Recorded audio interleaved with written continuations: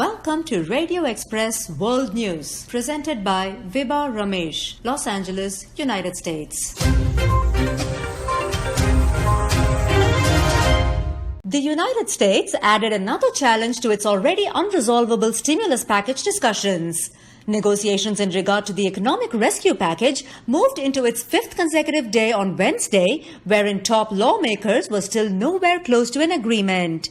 Added to this, funding for the United States Postal Service joined the discussions, creating a wider drift between Democratic leaders and the Trump administration.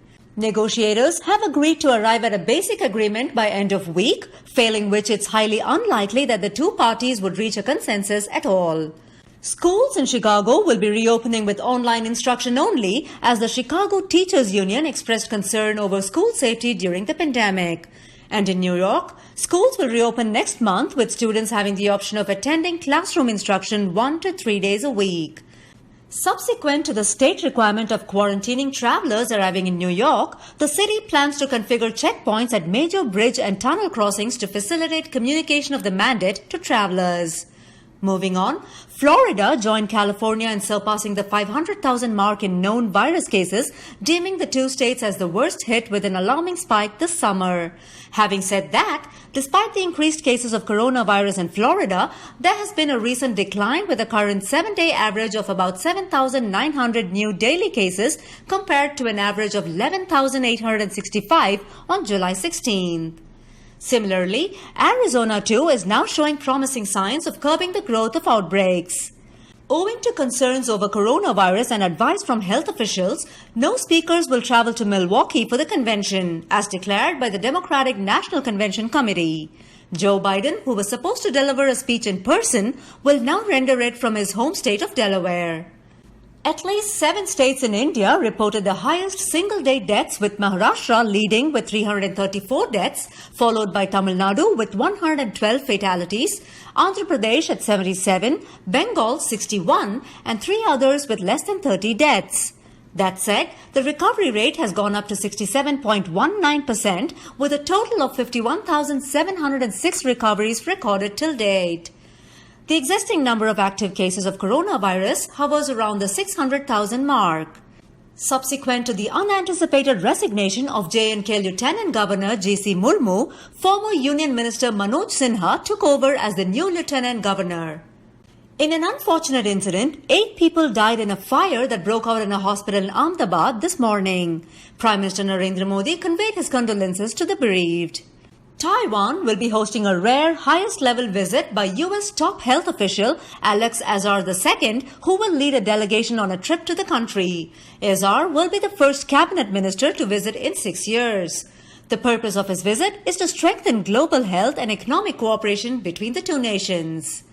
The outbreak in the state of Victoria in Australia is taking more lives and hospitalizing many, as 725 new cases and 15 deaths were reported on Wednesday. Sources say that these figures are the highest since the start of the pandemic. In response to the spike, new restrictions and curfews have been enforced, and essential workers must now carry a permit before leaving home. Subsequent to postponing the general elections twice in view of the pandemic, Sri Lanka finally held the elections on Wednesday. Keeping in mind the safety measures, voters were asked to wear masks and were encouraged to bring their own pens to the voting stations. At present, Sri Lanka has 299 active cases of coronavirus out of the total of 2,834 cases. Joining Britain and a few other European countries, Switzerland made an announcement that it would impose a quarantine on all travelers from Spain, with the exemption of the Canary Islands and the Balearic Islands. Coming into effect on Friday midnight, the regulation will require travelers to self-quarantine for 10 days.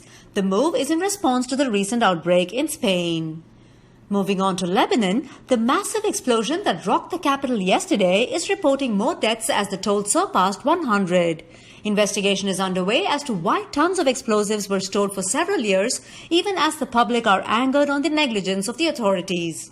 According to a senior Lebanese politician, an army official and a Middle East security official, the explosives had entered Beirut in 2013. In Germany, the end of summer brought several travelers back to their country from vacationing abroad. The returning travelers have sparked a new spike in coronavirus cases in the country as it reported 879 new infections in a single day. Concern over this trend has had officials set up testing sites at airports and border crossings, and all travelers returning from coronavirus hotspots will be tested for the virus before entering the nation. To end today's bulletin, air passengers that arrived at Portugal's Azores Islands were forced to quarantine for 14 days, which amounts to breach of constitution. In reality, the people were confined to their hotels for 14 days, irrespective of whether they showed any symptoms or not, and were treated like they were serving time in prison. With that, we come to the end of this news bulletin. Thank you for joining us. Please stay tuned for the next program on Radio Express.